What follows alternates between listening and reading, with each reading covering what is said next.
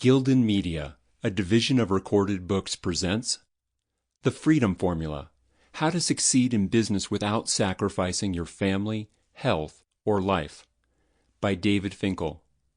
Narrated by David Finkel. To Adam, Matthew, and Joshua, you fill my life with joy, and I love you with all my heart. Introduction. Why working longer and harder doesn't work, and what actually does. It was one of those overcast San Diego nights when it feels like you're sitting in a cloud. I was alone, immersed in the large hot tub on my patio. Soaking in the 104-degree water, it occurred to me that this was the first time I'd used the hot tub since I'd purchased the house almost a year prior, even though it was one of the primary reasons I had bought this executive home carved into the hillside of Mount Helix, along with its stunning views overlooking Mexico to the south and the Pacific Ocean to the west. The house was twice as large as the one I grew up in. I was 28 years old, still single, and running a successful business coaching company.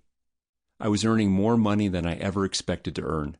I should have felt happy, as if I'd arrived, but I didn't. Instead, I was bone-tired, burnt out, and anxious.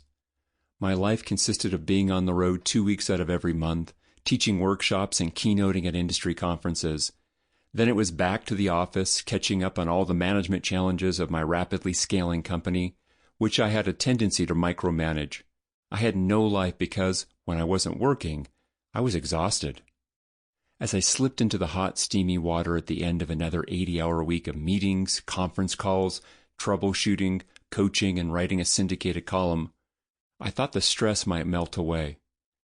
Instead, I felt anxious and alone, a sense of isolation that was reinforced by the muffling fog and the remote geography of my house, not a neighbor in sight. I became short of breath and my heart started pounding. Is this it? I wondered, feeling suddenly nauseated in the middle of all that bubbling, swirling liquid. Is this all my life is going to be? An endless stream of business fires to put out, and all these people counting on me for their livelihoods, and all these clients I don't want to disappoint.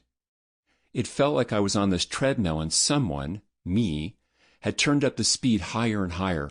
If I didn't keep running to stay on, I'd go flying off the back. Is this all there is? Sure, the money was great, more money than I'd ever seen my parents earned or imagined I would, but this wasn't what I'd signed up for.